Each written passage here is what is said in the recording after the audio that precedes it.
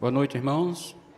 Vamos fazer a leitura bíblica no livro de Números, capítulo 14, a partir do versículo 36 ao 45.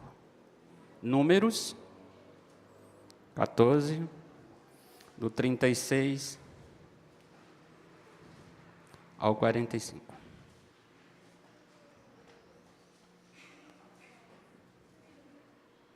Assim diz a palavra do Senhor.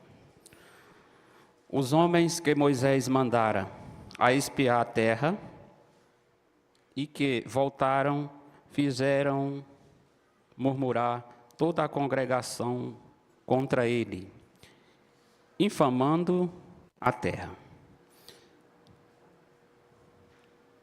Esses mesmos homens que infamaram a terra morreram de praga perante o Senhor. Mas Josué, filho de Num, e Calebe, filho de Jefoné, que eram dos homens que foram espiar a terra, sobreviveram. Falou Moisés essas palavras a todos os filhos de Israel, e o povo se contristou muito. Levantaram-se pela manhã e de madrugada e subiram ao cimo do monte, dizendo: Eis-nos aqui, e subiremos ao lugar que o Senhor tem prometido, porquanto havemos pecado. Porém Moisés respondeu: Por que transgrides o mandamento do Senhor? Pois isso não prosperará. Não subais, pois o Senhor não estará no meio de vós, para que não sejais feridos diante dos vossos inimigos. Porque os amalequitas e os cananeus ali estão diante de vós, e caireis à espada. Pois uma vez que vos desviaste do Senhor, o Senhor não será convosco. Contudo, temerariamente tentaram subir ao cimo do monte, mas a arca da aliança do Senhor e Moisés não se apartaram do meio do arraial. Então desceram os amalequitas e os cananeus que habitavam na montanha e os feriram, derrotando-os até Ormá. Vamos orar. Senhor, nosso Deus, nosso Pai, nós te pedimos, ó Pai, que o Senhor nos ajude a entender a porção lida do texto sagrado. Te pedimos, ó Pai, que essa palavra seja para a edificação do teu povo, a edificação da tua igreja. É a nossa oração, em nome de Jesus. Amém. Muito bem. O texto que se encontra em Números, capítulo 14. O capítulo 14 inteiro vai narrar essa história dos espias indo até a terra prometida. E essa parte que nós lemos é a conclusão do resultado em que aconteceu depois de tudo. Moisés escolhe esses homens para que vá à terra prometida, e depois eles trazem o relato completo do que viram.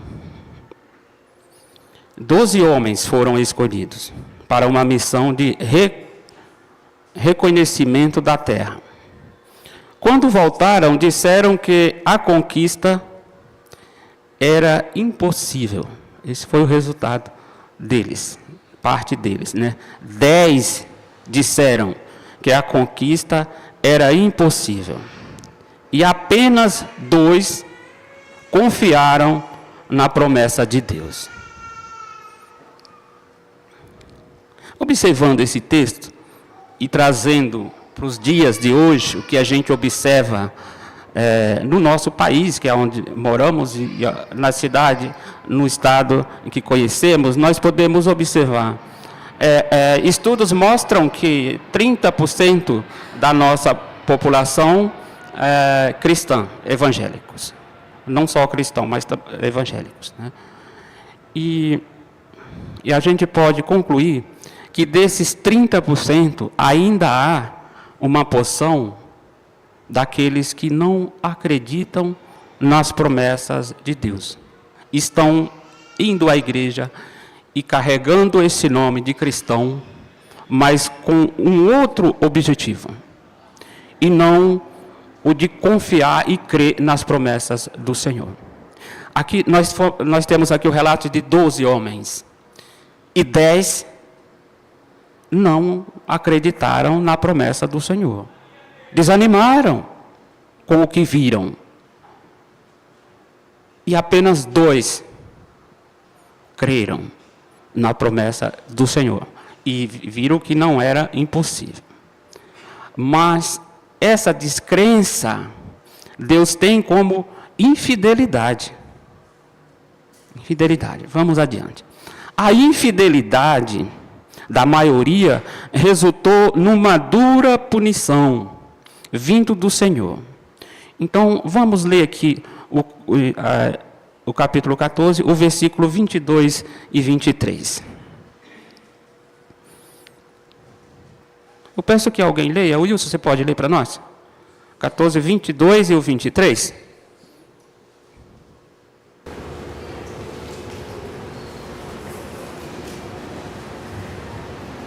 Nenhum dos homens que, tendo visto a minha glória, os prodígios que fiz no Egito e no deserto, todavia me puseram à prova já 10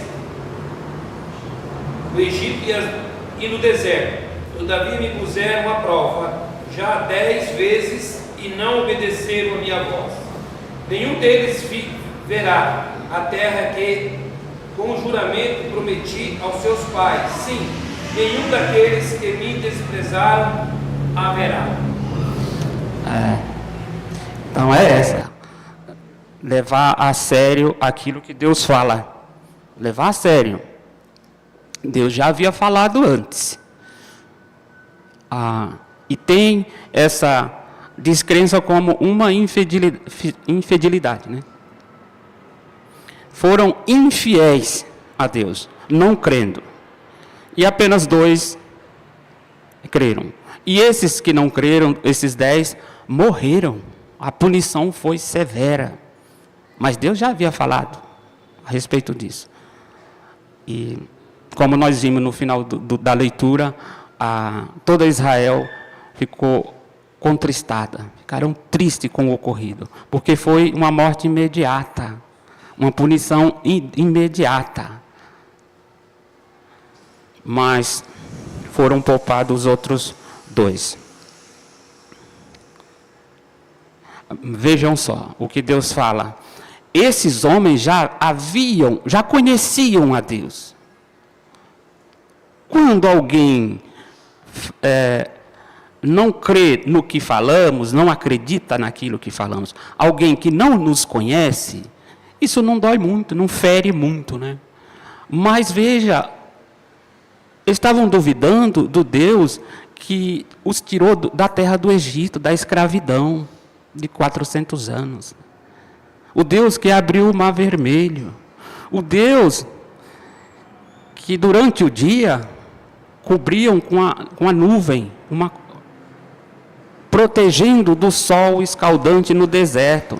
O mesmo Deus que à noite os conduzia e protegia com uma coluna de fogo, para que não morressem de frio no deserto. Porque o deserto vai de um extremo ao outro, né? Durante o dia é escaldante o calor, insuportável. E durante a noite, um frio também insuportável. E Deus, que os escolheu para fazer deles uma nação, Ele os protegia. Durante o dia com uma nuvem e durante a noite com uma coluna de fogo. E os alimentavam com manjar. E até do manjar esse povo reclamava. E foram esse povo que não creram que fosse possível conquistar a terra que Deus havia prometido. não creram na promessa de Deus. E os 10 que trouxeram o relato levaram também a congregação a crer naquilo que eles falaram e não no que os 2 homens falaram. O filho de Nun, Josué e Caleb, acompanharam a maioria. Então vejam que não é sempre a maioria que tem razão. Deus sempre trabalha com uma porção pouca de pessoas. Não é uma grande porção. E podemos perceber isso, né? Tanto aqui na igreja como no nosso país inteiro. Dizem aí os estudos 30%, mas a gente sabe que se for fazer uma estatística bem profunda, é bem menos que isso. Aí Deus escolhe um povo para santificar esse povo. Mas é preciso que haja um elemento essencial que não pode faltar no meio desse povo, no coração desse povo, a fé. O crer verdadeiro em Deus. Então vamos lá. Toda aquela geração morreria em 40 anos. Além dos 10 que morreram de imediato, Deus manda Moisés falar a esse povo que toda aquela geração morreria em 40 anos. 1 ano para cada dia que os 12 levaram para observar a terra. Versículo 34 do capítulo 14 diz assim: segundo o número dos dias em que espiaram a terra, 40 dias, cada dia representando 1 ano, levarei sobre vós as vossas iniquidades. 40 anos e tereis experiência do meu desagrado.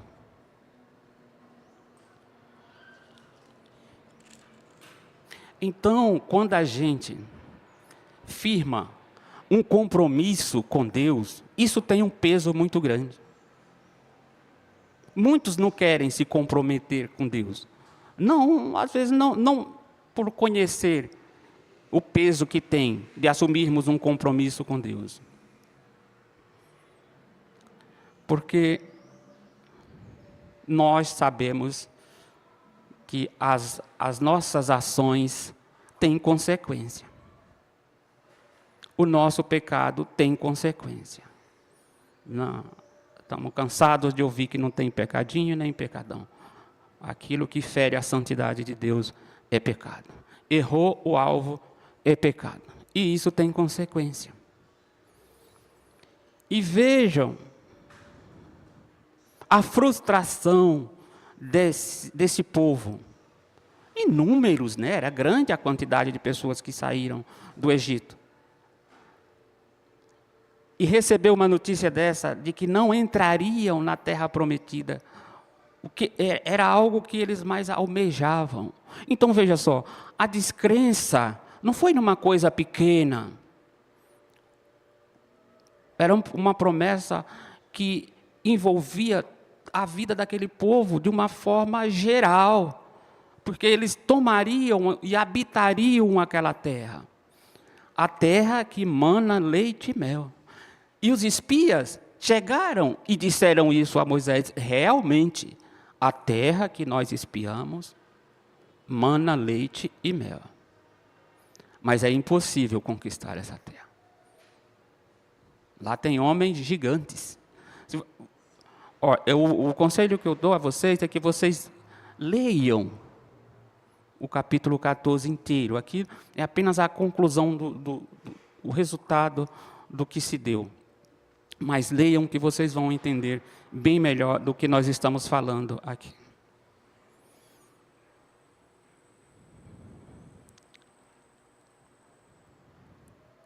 Deus foi muito claro. Isso já estava definido e ele não voltaria atrás. Os primeiros a morrer foram os 10. Os 10 enviados que trouxeram o relatório negativo. Os que trouxeram o resultado negativo. Os israelitas não se conformaram e resolveram enfrentar os inimigos. Só que agora não adiantava mais querer confiar em Deus e obedecer-lhes. Eles achavam que iam agradar a Deus, mas, na verdade, estavam desobedecendo a Ele. Vejam, não creram, não obedeceram, e agora tomam decisões por conta própria. Quebraram a cara. E Moisés, o líder, o grande líder, Moisés, avisam a eles: não subam ao cimo do monte, vocês serão feridos. Mas eles, achando que, voltando atrás, agradariam a Deus, subiram por conta própria. Cristal quebrado não se emenda, né? Não adianta. Quebraram o cristal, não tem mais conserto. Não creram de imediato. E isso teve consequência. Mas mesmo assim teimaram e subiram. E foram derrotados. Teimaram, partiram para conquistar a terra, desafiando a ordem divina. Adivinha, foram derrotados. E lendo esse texto, podemos até achar a atitude desses israelitas patética. Ou não compreenderam o que Deus dissera, ou não acreditaram na seriedade divina. Às vezes, há pessoas que brincam de ser crente. Não acredita na seriedade divina. Ou foram patéticos, ou não acreditaram não. Como não creram que a promessa de Deus seria cumprida, que era a conquista da terra, também não creram que haveria a punição que Deus falara. O problema aqui foi esse, crer. O não crer, né? Então, como não acreditaram em uma coisa, também não acreditaram na punição divina, na seriedade divina. O que nós podemos entender como liderança? Aqui nós temos 5 presbíteros, o pastor, e as outras lideranças, né, nas sociedades internas, escola bíblica dominical. E a gente sabe que isso tem uma responsabilidade maior, porque o povo olham para esses que estão à frente. Aqui, no relato que nós lemos, eles olharam para os 10 que trouxeram um resultado negativo. Erraram.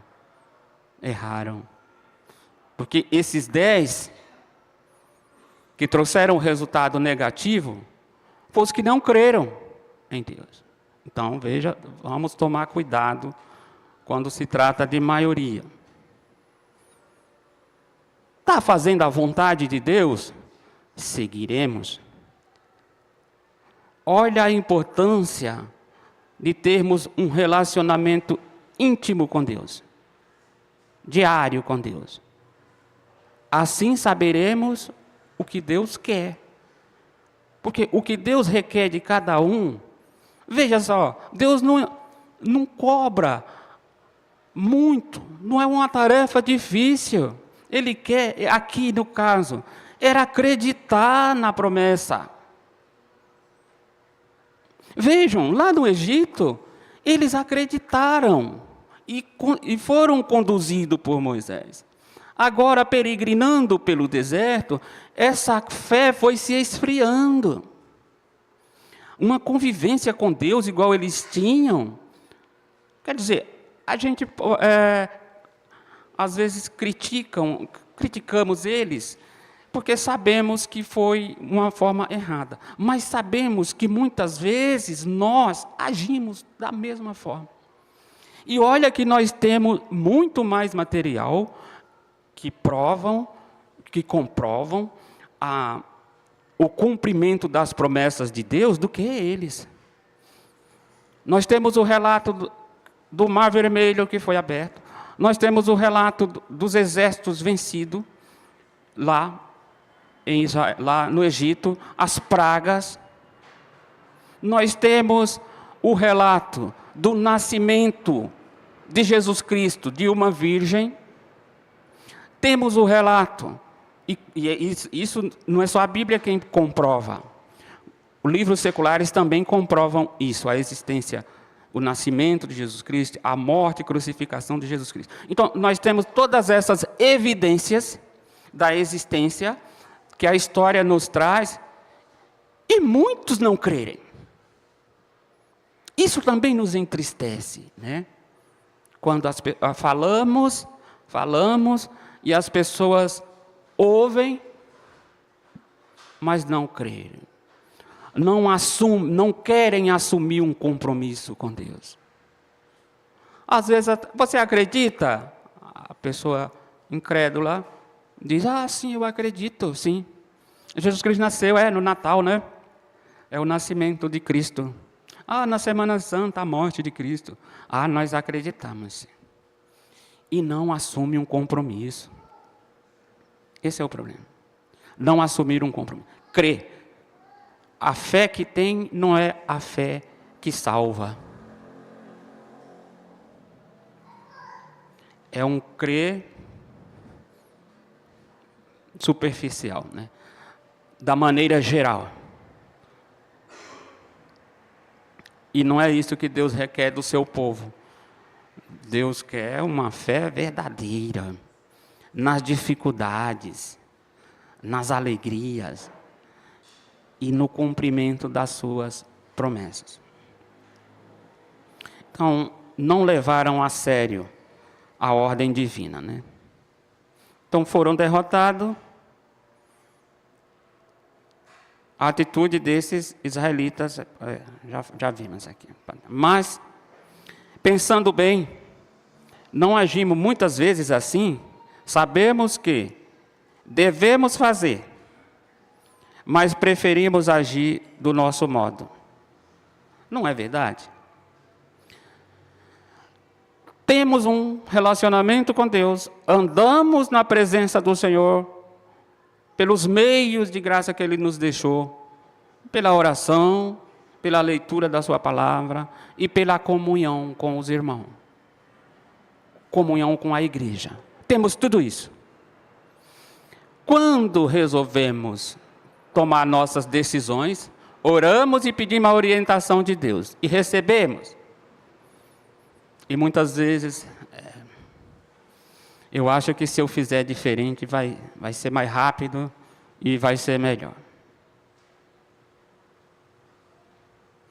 Muitas vezes agimos da mesma forma que os israelitas agiram aqui quando resolveram subir ao monte. Alguém chega, alguém enviado por Deus chega. Irmão, você tem certeza que é isso mesmo que você quer fazer e dessa forma que você quer fazer? Não seria melhor pensar um pouquinho antes de... Né? Deus usando outras pessoas para nos orientar, falando conosco, abrimos o texto sagrado e encontramos evidência de que a nossa decisão não deve ser da forma que estamos pensando, mas da forma que Deus manda que seja feito. Mas queremos dar o nosso jeitinho. Isso aconteceu no passado e acontece nos dias de hoje. Conosco, com os que crêem, com nós que cremos. E muitas vezes também, nos momentos de fraqueza, vêm as dúvidas. Principalmente quando se trata da vida eterna. Quem nunca aqui teve dúvida de que existe vida eterna? Nos momentos de fraqueza. A outra oportunidade em que nós consideramos aqui, na pregação, falando a respeito da morte, falando a respeito da ressurreição, da vida eterna, vimos a dúvida e as formas que as pessoas acreditam. Reencarnação, outros acreditam que tem um lugar para ser purificado, e assim muitas dúvidas a respeito da eternidade, né? Então, muitas vezes essa dúvida vem ao nosso coração para enfraquecer a nossa fé. Mas nós temos um meio de aquecer. Veio a dúvida? Ore. Veio a dúvida? Leia os relatos. Veio alguma dúvida? Você conhece a Deus, você sabe as maravilhas, as grandes obras que Ele fez. Nós lemos hoje, o seu João acabou de ler o Salmo 111, as grandes obras que fez o Senhor.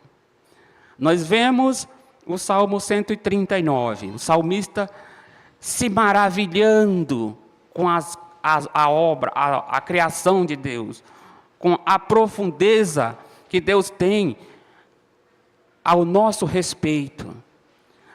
Aquele que nos teceu no ventre da nossa mãe. Então, ele fica maravilhado com o conhecimento de Deus, né? Então, para essas dúvidas, para essa descrença, existe remédio. Leitura bíblica.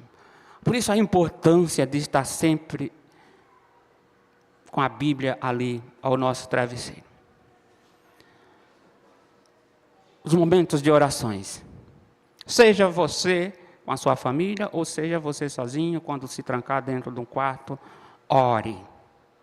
Conheça, fale com Deus. Está com dúvida? Fale dessa dúvida para Deus.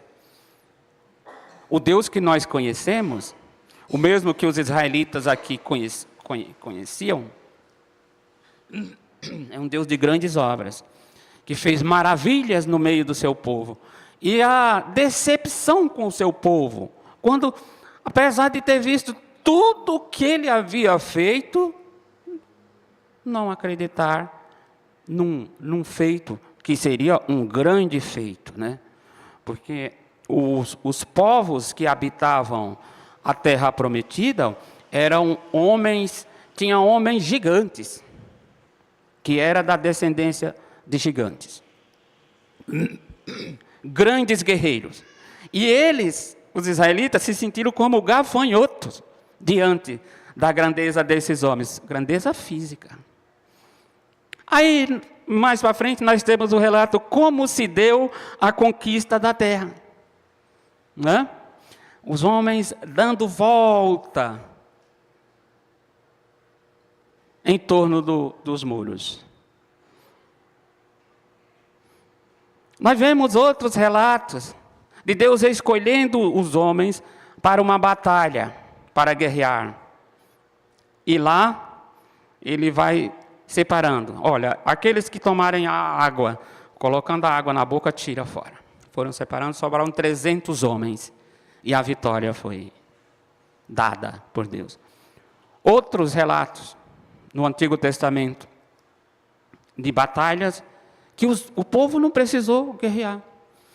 O inimigo ouviu barulhos e fugiram com medo, né?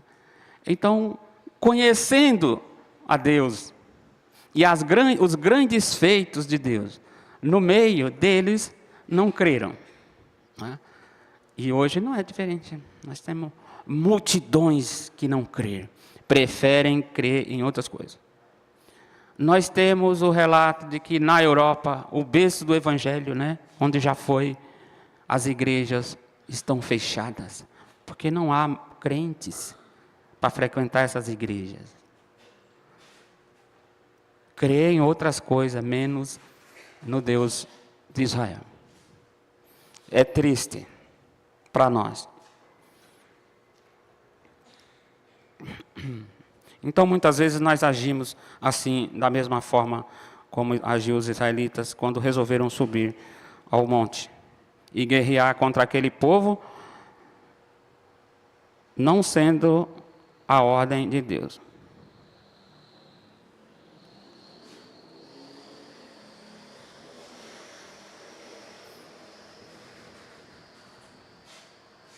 Por que simplesmente nós não obedecemos, né? É simples, né? Obedecer, crer e obedecer. E o meio é esse, observando a lei de Deus. Ainda bem que Deus é misericordioso e seus planos não são frustrados, mesmo que tentemos interferir neles.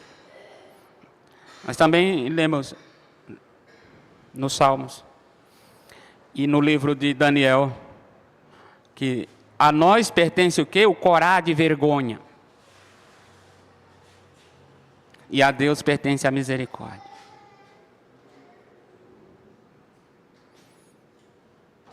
O pecado envergonha os que creem.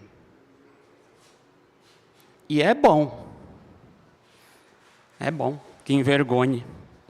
Porque quando você fica com vergonha, você teme repetir, né? Já é uma punição que você recebe. O pecado nos envergonha, muitas vezes, né?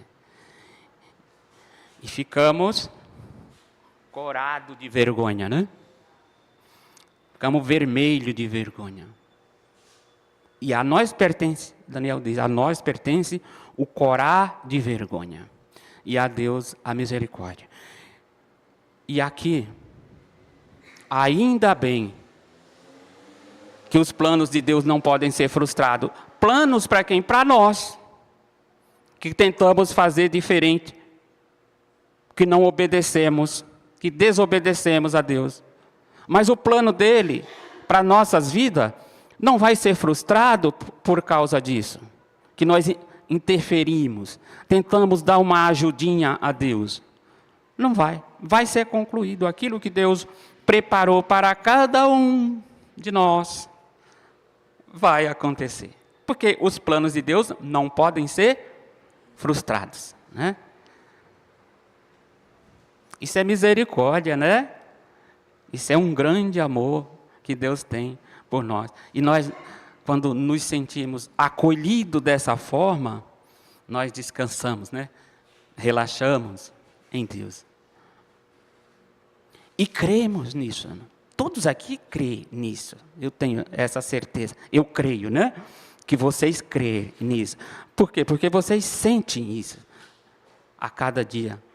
O relacionamento nosso com o nosso Deus, nós sentimos essa paz que só Ele pode dar. Não é a paz que o mundo oferece. É a paz que Cristo dá. Que Cristo nos dá. Isso nos envaidece até, né? O nosso corpo sente, porque o nosso espírito sente. E quando o espírito vai bem, o corpo acompanha. Então nós relaxamos em Deus, né? Por causa do amor de Deus para conosco, por causa da misericórdia de Deus, por causa desses planos que Ele tem para a nossa vida, que não podem ser frustrados por causa do seu amor por nós, por causa da sua misericórdia em nossas vidas. Se Deus não está conosco, num projeto, numa ideia ou batalha, não adianta ir adiante. A derrota é certa. Por que não facilitamos nossa vida e buscamos apenas a vontade divina? Sem insistir na nossa, sem tentar ajudá-lo de alguma forma, como se ele precisasse, né? Paulo indaga, acho que escrevendo aos Romanos, na carta aos Romanos, ele falando a respeito dos feitos de Deus, ele questiona quem foi o conselheiro de Deus. Deus não precisou de ninguém para lhe dar conselho, né? Nem tinha, né? Quando Deus criou todas as coisas, estava a Trindade lá. E Ele, com o seu poder, foi criando todas as coisas. Então, um Deus tão poderoso para criar céus e terra, até isso, existe a dúvida a respeito da criação, né? Muitos não creem que foi Deus que criou céus e terra. Muitos creem que uma explosão, né? Surgimento da vida, a questão das moléculas, das células, e se agrupando ali e gerando alguma coisa. O surgimento do universo, uma explosão. Na firma em que eu trabalho, a cozinheira esqueceu lá de olhar a panela de pressão e essa explodiu. Não gerou nada, mas destruiu o fogão e a porta da cozinha que estava fechada. E a pobre da cozinheira, né, se queimou também com isso. É o que a explosão gerou. Eu não sei essa que relatam aí, né? Os livros relatam, né, a respeito dessa explosão que gerou o universo. Eu não sei, tem que ter muita fé para crer nisso, né? Eu sei que a explosão destrói, até onde eu sei. Destruiu lá a cozinha, fogão, porta. Só não destruiu a cozinheira, graças a Deus. Deus teve misericórdia da vida dela. Era uma irmãzinha da Assembleia, né? Foi protegida por Deus. Mas é isso, né?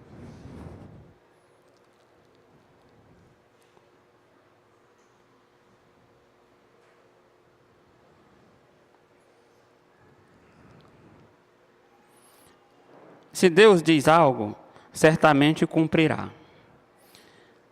Seremos sábios se não teimarmos com Deus, mas obedecermos em todas as situações. Então, o que nós podemos aplicar para nossas vidas, nós fomos aplicando a cada parágrafo do texto que nós lemos, né? O que nós podemos concluir com tudo isso é que a vontade de Deus é sempre boa, perfeita e agradável. Sempre valerá a pena obedecer. Essa vontade de Deus é sempre boa, perfeita e agradável. Está em Romanos 12, versículo 2, é o que Paulo conclui. E eu queria concluir com essas palavras do apóstolo Paulo, dizendo que a vontade de Deus é sempre boa, perfeita e agradável. Que o Senhor aplique a sua porção lida aos nossos corações. Que a igreja seja edificada com a leitura da palavra e essa pequena explanação que tivemos. É a nossa oração, nosso pedido ao nosso Criador, Deus. Amém.